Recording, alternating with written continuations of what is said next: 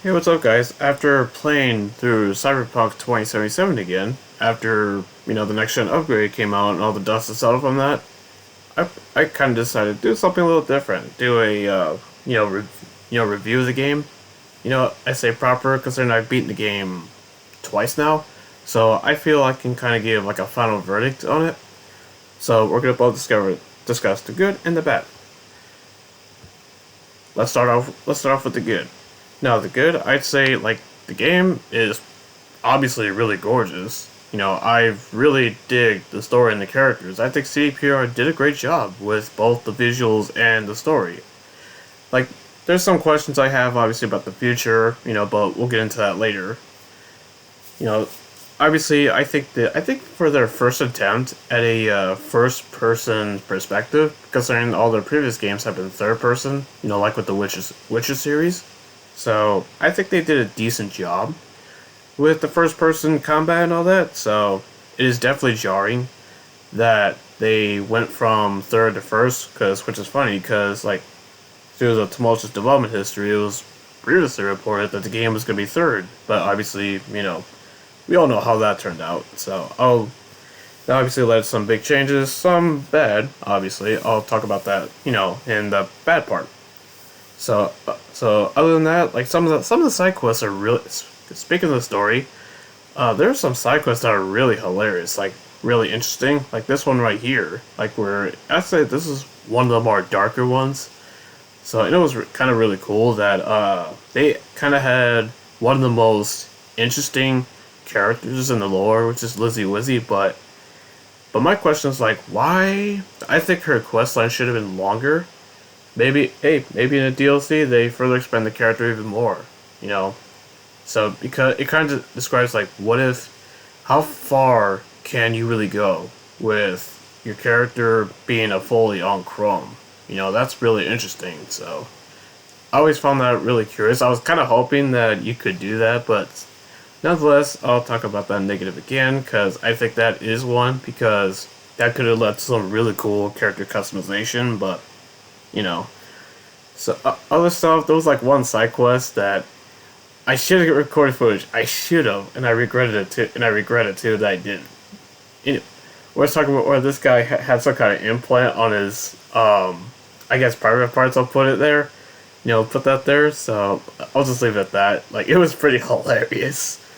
So that was definitely some hilarious moments there. I really liked the relationship between V and Jackie. So it's a shame that they kind of killed him off in the first part of, the first big part of the story. So, other, so I guess that's really it for the good part, which is, game is beautiful. It, it's I think it's gonna hold up for a while. Especially the next gen version. Obviously on high end PC as well. There's also the story. Some great side quests. So especially in the main stuff. So, inside too, like I said before, the two side quests that are really favorites of mine, which is the Lizzie Wizzy one and that hilarious one I just mentioned, a few minutes ago.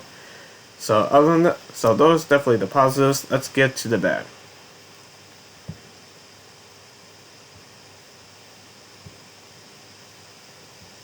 All right, let's get to the bad. The bad part is obviously you all know the history.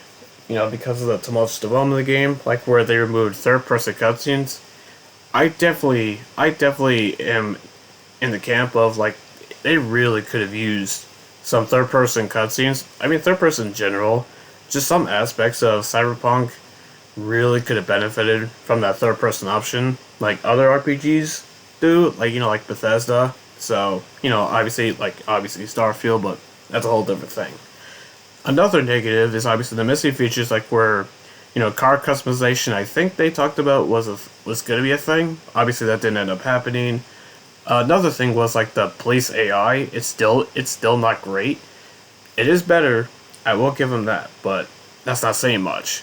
You know, I think the new AI. I guess they did for the next gen version. It's definitely way better as you know NPCs will actually be more reactive to your actions, like, more realistic. Another one, is like the driving is wonky, but I could see why, because, their Witcher games, you were riding a horse, and you went to, driving, actual vehicles.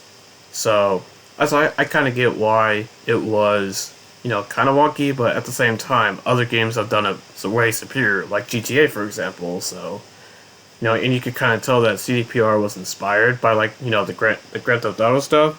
So, but, you know, so so hopefully, like in the future, maybe in like expansions or whatever, they can, I guess, enhance the driving skill of that.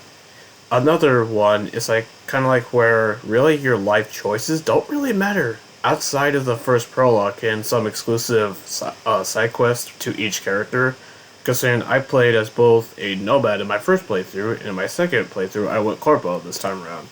Maybe I'll do one more to, as a street kid to kind of get the full experience. So, because they've recommended doing multiple playthroughs to get the full thing. So, I probably played so many hours of this game. So, but don't get me wrong, it's still good.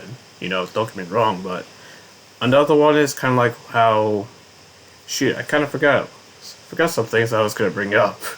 You know, again, like the third person stuff, this game really could have used it. I definitely feel that way. Melee combat isn't great. That's definitely another negative. I kind of don't really use melee combat, really, just because I don't like how it is. I guess if that makes sense. And also, I do like, that recently they, actually let you customize your character after you set it up, because originally, when the game first released, you couldn't do that. So, so I'm glad that they kind of adjusted, they kind of added that in. That should have been there from the get-go. Why it wasn't before, I don't know. That was really weird. So it was kind of a shame that those like no, I guess minigame like went. Although the racing side quest, as you can see on in the footage, I guess would kind of be that, but that's like side quest. That's not something you could just go into the open world and do that. And also another thing with the open world, like I'm kind of glad that they kind of recently kind of made the rain like more realistic so you could actually see it. Because originally, that wasn't the case where it was supposed to have dynamic weather. That was another cut feature.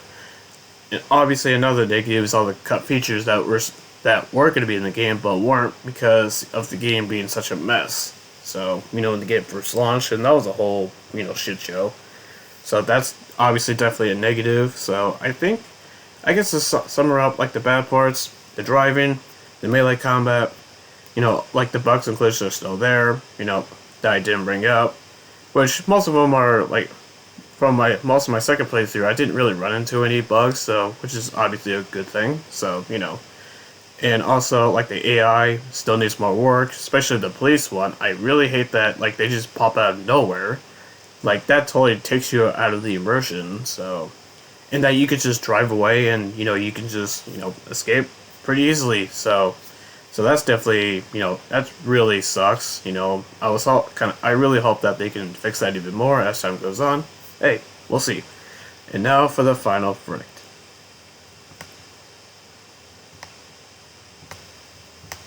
All right, final verdict. So with all the good all the good and the bad that I just mentioned, what do I think of Cyberpunk 2077? I do think I do. It is a good slash decent RPG.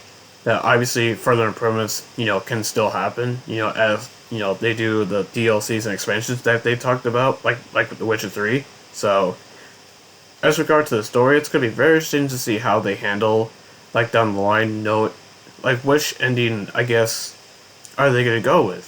So for example, the endings that I went with was where, V leaves, Night City, gets rid of Johnny, successfully and leaves Night City, but still, I'm not gonna really go into spoilers, so because the game is barely a year old. But anyway, so overall, I would give the game a probably like a 8 out of 10. It would be higher if it would be much high. It would definitely be higher if all the features that were promised, like the monorail, like the train station. You remember how that was gonna be in like trailers that were gonna be in the game? That didn't happen. That's another cut feature. Car customization, that would have been awesome. Like I said, it just adds. It piles on to the negatives. The cut features definitely take away from the experience of what would have been.